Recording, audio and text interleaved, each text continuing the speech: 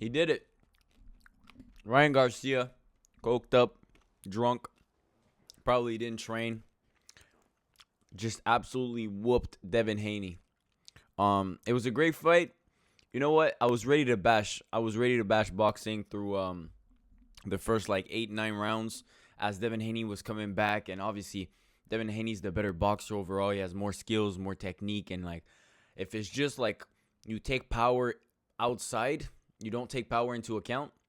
I feel like Devin Haney proved he's a better boxer, but that X factor makes the whole boat floats if it makes sense, right? It make the whole scale balance the other way.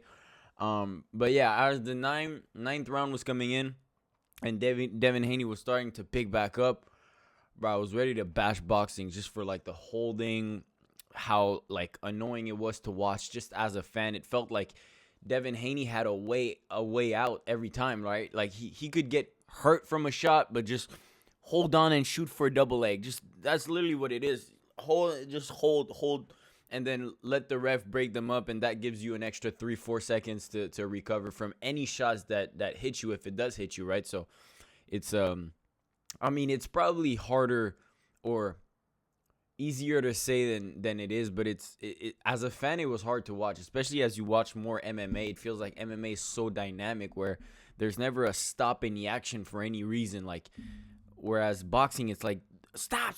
You hear the ref scream this fucking the whole round. Stop every 10 seconds. It just gets so annoying. But at the same time, Ryan Garcia pulled through and made this fight exciting.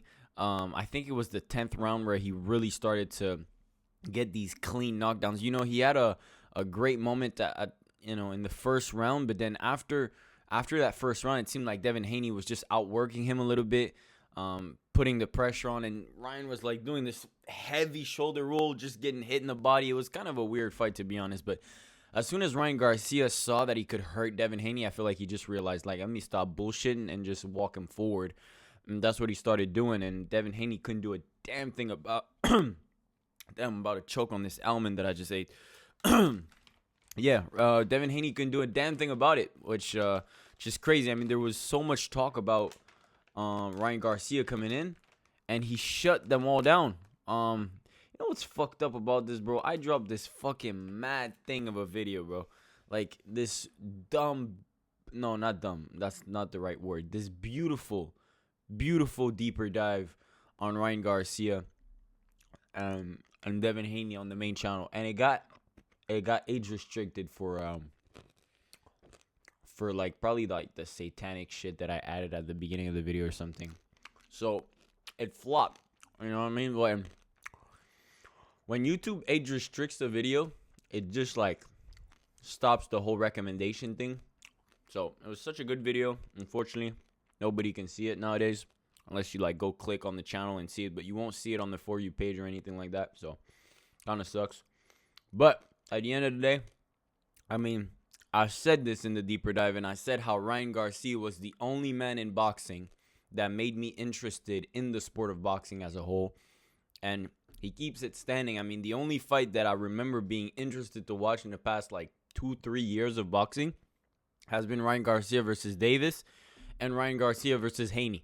Outside of like these, YouTube fights and Jake Paul and these weird fights, probably I've watched them because there's hype. The Dylan Dennis stuff, I've watched that. But like the professional boxing fights, from what I can remember, it's been Garcia versus Davis and Garcia versus Haney. I probably watched Spence versus Crawford, which was a good fight. But if you can remember, that fight happened like right after the Garcia and Davis fight. I feel like Garcia played a big part in that. Maybe I just put too much like responsibility on his shoulders, but I do think that the fact that they put this fight on put pressure on Crawford and Spence to actually put their fight on as well. But anyway, like as a whole, Ryan Garcia has been putting boxing on the map. He's keeping them alive. The last shred of energy and hype that there is in boxing nowadays. He's keeping that he's keeping that flame alive, is what I wanted to say. So Ryan Garcia is doing a tremendous job. Now, Now it's weird. Still a lot of question just about like his character. You know, a lot of people say like he was playing a character, like it wasn't actually him deep down.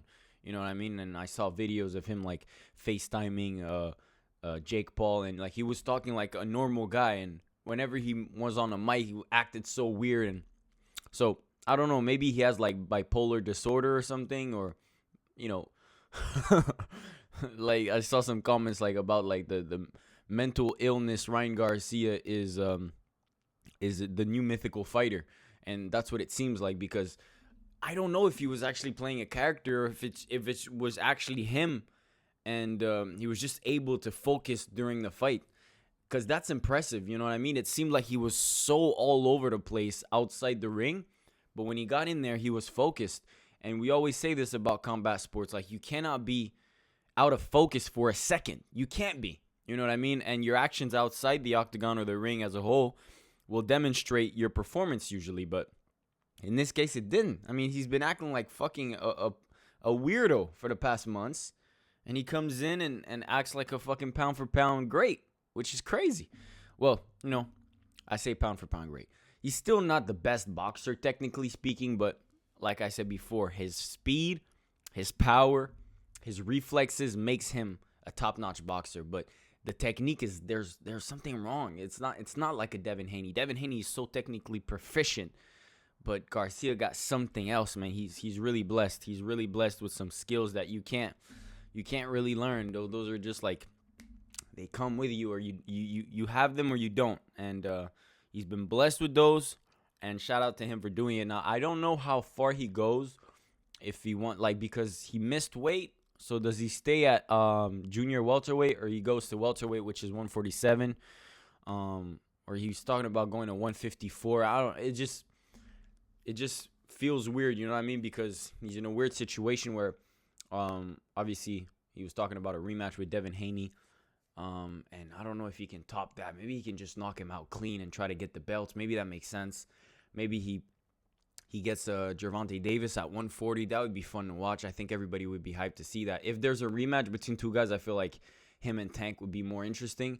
But outside of that, they could do him and Teofimo. I feel like that would be a great fight. Him versus Pitbull, but I think Pitbull would be a nightmare for Ryan, just because he would tuck under that left hook, just dig to the body the whole fight. Pitbull would be a nightmare. If I'm Ryan, I'm probably just aiming for Teofimo. And bro, smoking weed, not cocaine, bro. Cocaine does bad things to you, bro. Not cocaine, bro. Stop the cocaine, please. I don't know what type of things he's on, but he needs to chill out. Hopefully he comes back a little calmer. But we say this, right? Which is crazy. We say this like he needs to chill the fuck out. But at the same time, it's the reason why we're all so fucking interested in this fight as a whole. So maybe he should stay on coke, keep drinking, keep acting like a weirdo, and just keep our interest level at the highest and at its peak because of those, you know, crazy actions he's doing outside the ring. So I don't know. There's some win-win on both cases. Obviously, as a fighter, I think you have to find a certain level of balance in your life. But for the sport of boxing, for the fans, for the engagement of each one of his fights, that type of personality might lead him to some more pay-per-views and some more monies and some more hype. I'm thinking like at some point it's going to get old, though. It's going to get old. If you keep acting like that for a while, like now it's like a one-time thing, but every single thing gets old. Everything you do, like your personality-wise, your actions, the things you say, the morals you stand on, like maybe not the morals. I'll take that back. But a lot of things about you, like, get old, especially with the fans. Like, they find it cool one time, but then when you do it too much, they're like, all right, you're getting weirdo. Like, you're getting cringe. You know what I'm saying? So, yeah, I don't know, man. Ryan Garcia impressed, and nobody saw that coming. But shout out to him. You know what, bro? This is the thing, bro. Like, I have this feeling, like, in my mind, like, I could still be a boxer. I'll just train day and night. Tomorrow morning, 5 a.m.